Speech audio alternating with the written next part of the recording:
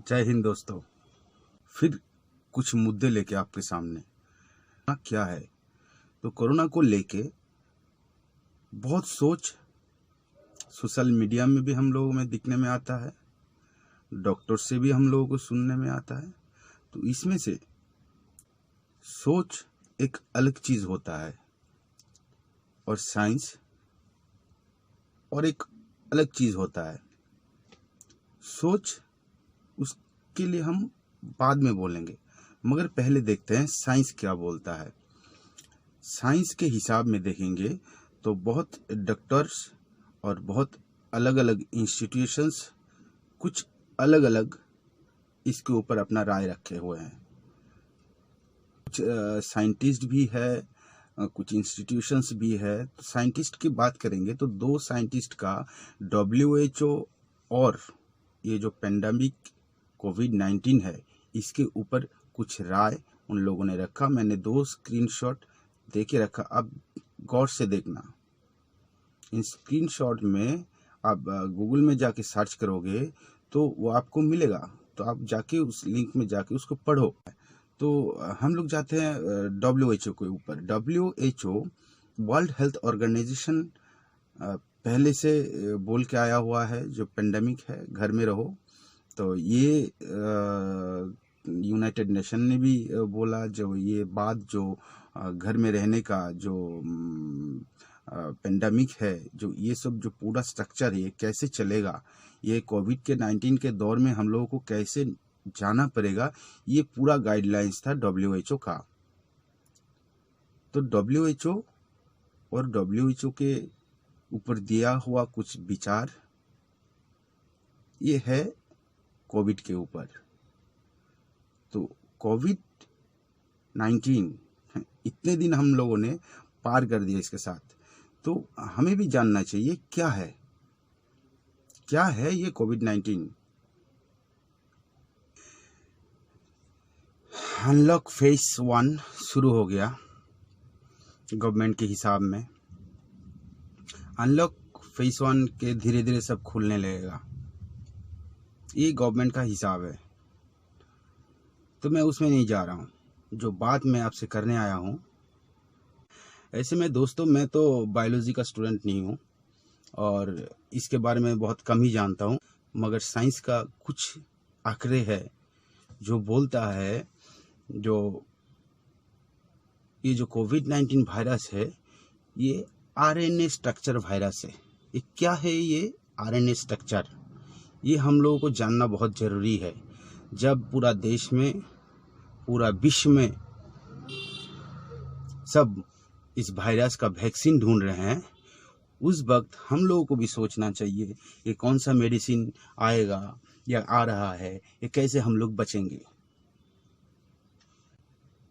क्या है ये RNA वायरस? ये सबसे पहले जानना चाहिए। ये RNA वायरस, बायोलॉजी का जो स्टूडेंट है उन लोगों को थोड़ा मालूम होता है ये DNA RNA क्या होता है। तो जितना मालूम मुझे पड़ा मैं वही बताऊंगा। मैं छोटा सा एक वीडियो क्लिप साथ में दूंगा डॉक्टर विश्वरूप रॉय चौधरी का, जो आपको व्याख्यान देंगे, मतलब आपको समझाएंगे जो क्या है कोविड का स्टेटस और क्या है कोविड का स्ट्रक्चर।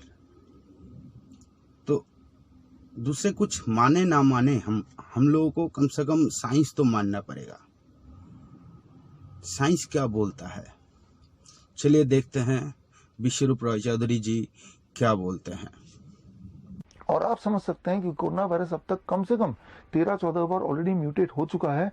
तो जब तक वो वैक्सीन आएगी तब तक हजारों बार म्यूटेट हो जाएगा। तो यानी कि वो वैक्सीन आएगी तो भी वो वर्थलेस ही होगा। लेकिन खेल शुरू हो जाएगा, वैक्सीन के नाम पे धंधा, एक बिजनेस शुरू हो जाएगा। इमेजिन कीजिए 140 करोड़ भारतीय के लिए वैक्सीन, और वो भी इन्फ्लुएंजा वायरस का वैक्सीन का ट्रेंड ये है कि साल में एक बार लगाना पड़ता है। यानी सालों साल ये कितना बड़ा बिजनेस है आप इमेजिन नहीं कर सकते।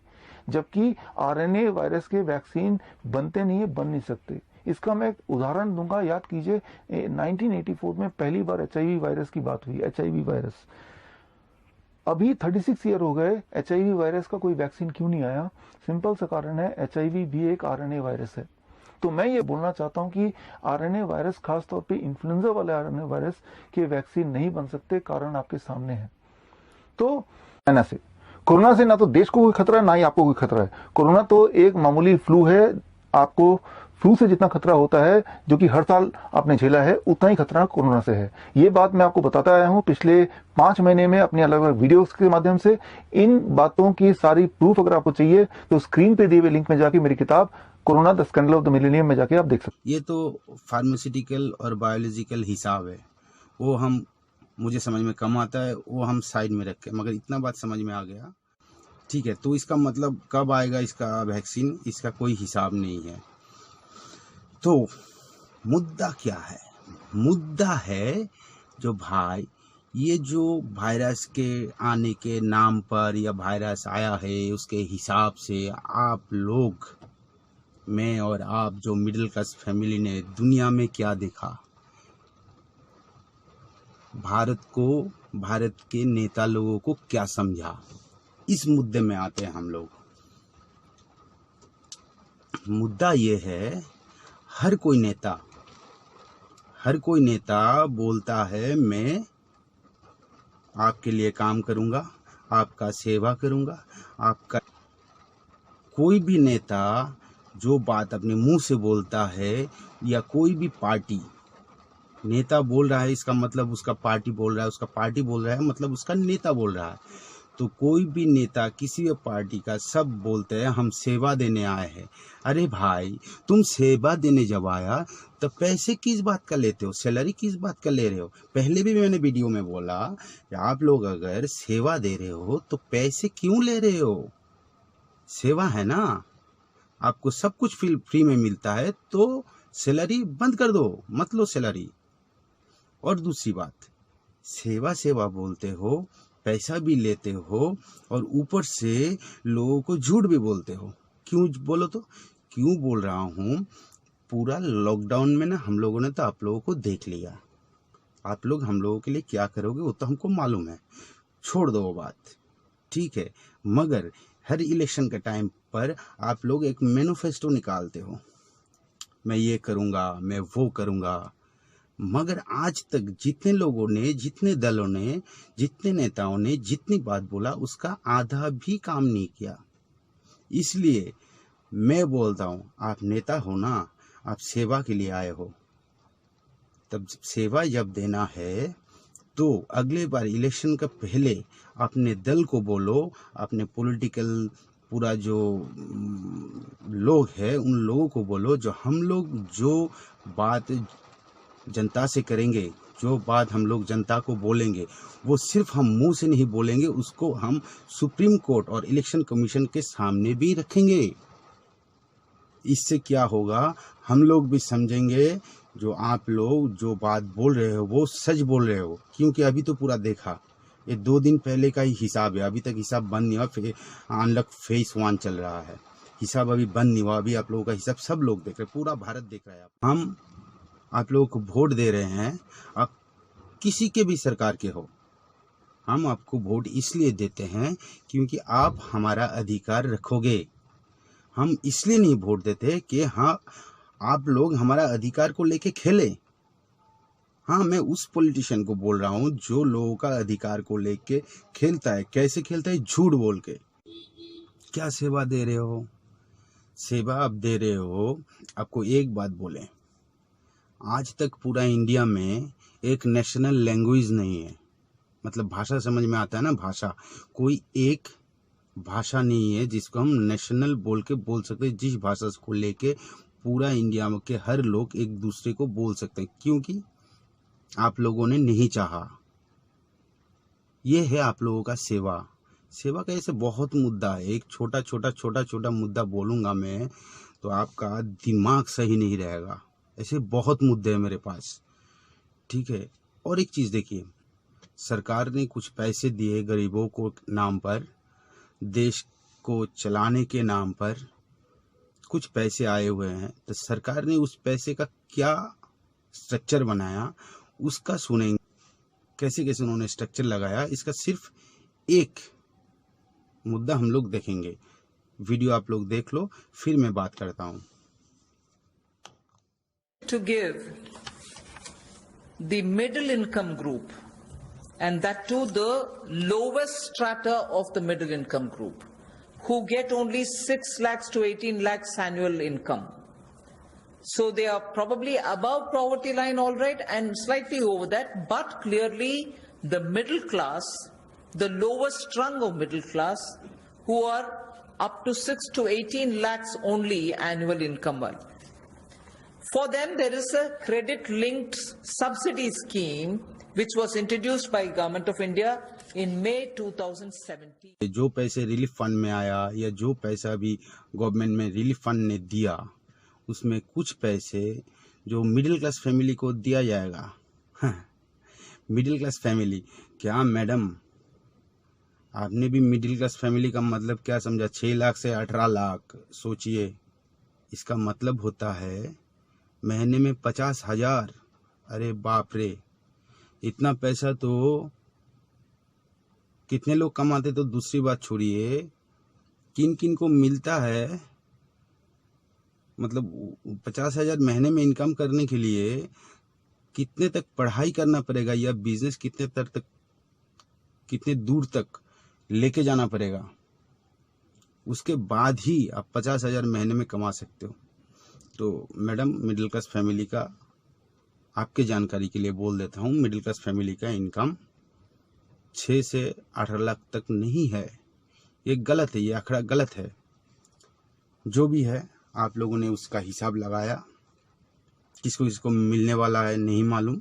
आज तक तो मुद्रा लोन किसी को नहीं मिला, मेरे देखते हुए किसी को नहीं मिला।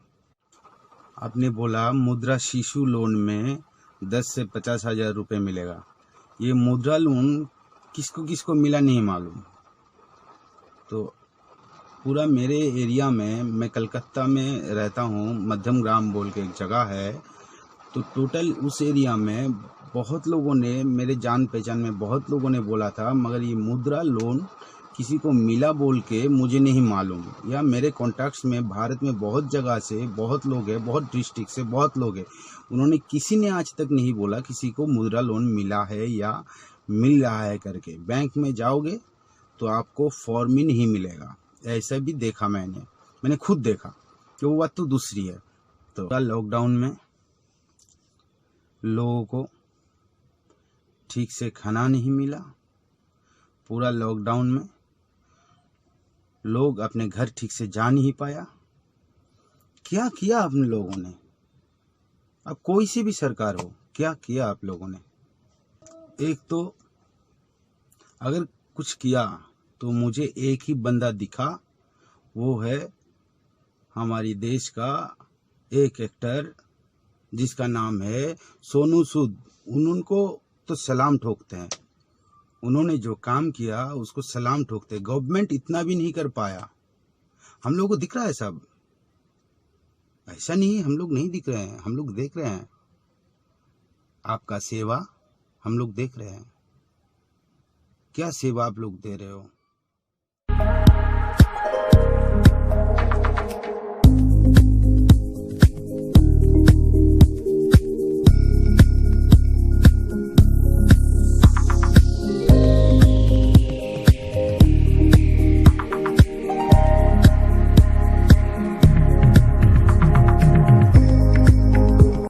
ये जो पेंडेमिक है, जिसको पेंडेमिक बोल रहे हैं, इसको रोकने के लिए जितना हो सका हम लोगों ने किया।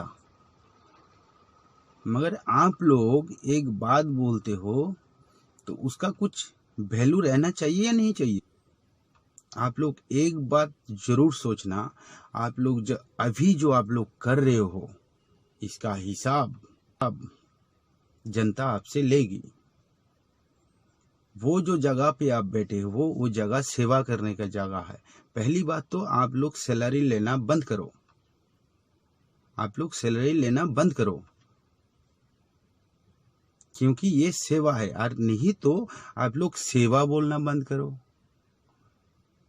एक तो सैलरी लो, सेवा मत बोलो, और नहीं तो सेवा बोलो, सैलरी मत लो। तो ये कुछ चीज जो आप लोगों को बताया अभी मैंने, दिमाग में रखिए, इलेक्शन हो ना हो, सरकार में जितने लोग बैठे हैं, जो नेता लोग हैं, उनसे मेरा गुजारिश रहेगी, आप लोग भारत के उस हर फैमिली को उसी नज़रिया से देखो जो फैमिली आपका है, क्योंकि सेवा के नाम पर आप लोग वहाँ पर बैठे हो।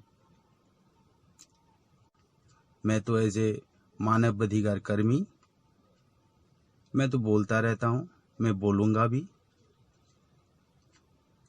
तो ये सब आखिरी भी ठीक होना चाहिए, लोग सही भी रहना चाहिए, और हम लोग सब लोग देश में आराम से रहे, ये उम्मीद रखे।